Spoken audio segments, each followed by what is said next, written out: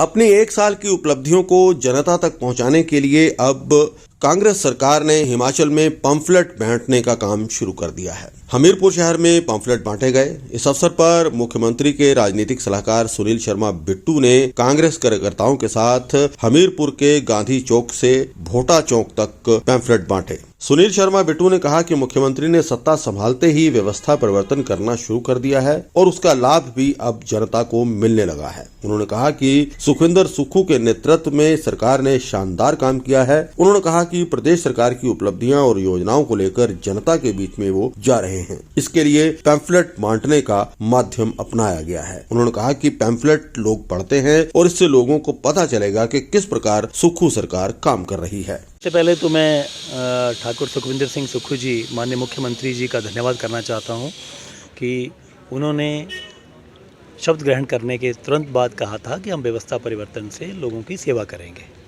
तो उन्होंने एक नई पहल शुरुआत की है। सरकार को लोगों तक पहुंचाने का जो उन्होंने बीड़ा उठाया है और जो हमें जिम्मेवारियां दी हैं कि हम गांव-गांव जा कर के, घर-घर जा कर के एक तो उनकी समस्याओं को जानेंगे और एडमिनिस्ट्रेशन के सहयोग से उन समस्याओं को तुरंत निपटारा करेंगे। और इसके साथ साथ हम लोगों को ये भी बताना चाहते हैं कि महज एक साल में माननीय मुख्यमंत्री जी ठाकुर सुखविंदर सिंह सुक्खू जी के नेतृत्व में हिमाचल प्रदेश की सरकार ने एक बहुत ही सराहनीय कार्य किया है।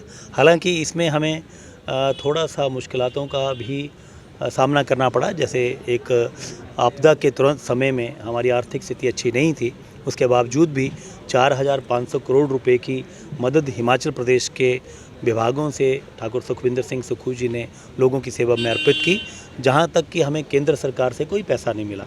तो इस तरीके से हम लोगों के बीच में जा कर के हमारा एक साल के कार्यकाल की लोगों के साथ चर्चा कर रहे हैं, उनकी समस्याओं को जान रहे हैं और उनकी समस्याओं को तुरंत निपटारा करने के लिए ठाकुर सुखविंदर सिंह सुक्खू जी ने एक नई पहल की है, जिसमें सरकार गांव के द्वार सरकार लोगों के बीच में जा कर के एक सेवा में एक कदम और आगे बढ़ना चाहती है।